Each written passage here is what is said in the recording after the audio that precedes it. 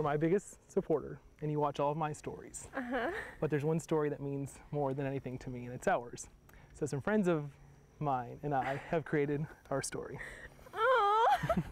It's an unusual love story. A boy meets his dream girl but tries desperately not to fall in love. It's a tale of heartache and healing, a tale that proves beauty really can come from the broken. KSBR's Melody Pettit has more on how one Ozarks couple found each other in the most unlikely of ways. It all started with a letter from Missouri to Africa with brotherly love. Jenna and I were sharing a room together in Africa, and I had been reading the letter Jonathan had given me as encouragement while I was there. After hearing that letter and listening to Lydia talk about her family, Jenna grew to respect Jonathan. She even wondered if they could have a relationship.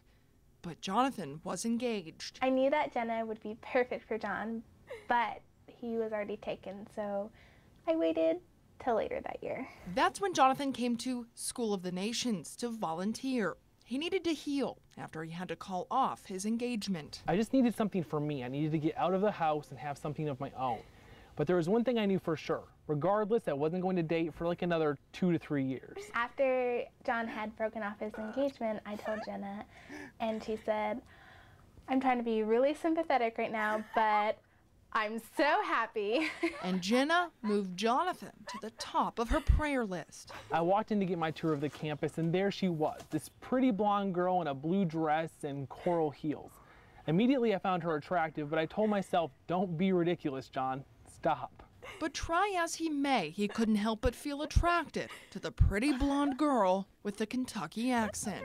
As we walked through the tour, I just couldn't help but think there was something special about her. This is where it happened. As John and Jenna were walking right through here, she started talking about her love of missions and travel. That's when John said, I need to marry this girl. But like any heartbroken guy would, he told himself not to be foolish, gave himself an invisible slap to the face, and shut off all emotion. And he did, for a few weeks, until his sister knocked on his bedroom door. I was afraid to bring Jenna up so soon after their breakup, but I knew that she would be perfect for him, so I brought it up anyway.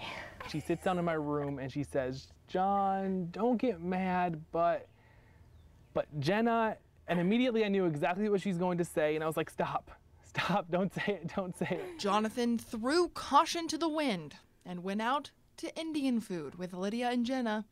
2 months later, he asked Jenna to be his girlfriend. It's just really been a God thing from the very beginning. I never went looking for Jenna. He just pretty much plopped her down right in front of me, and as much as I resisted it, he definitely knew what he was doing. She's definitely the most amazing girl I've ever known. Jenna just gets me. She doesn't ask me to be something special. She just appreciates me for who I am.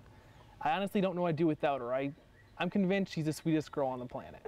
Wahl says things couldn't be any better. He says he hopes to spend the rest of his life working side by side with Jenna. I don't know where my story's going to take me, but there's one thing I know for sure. No matter where it goes, I want you to be with me.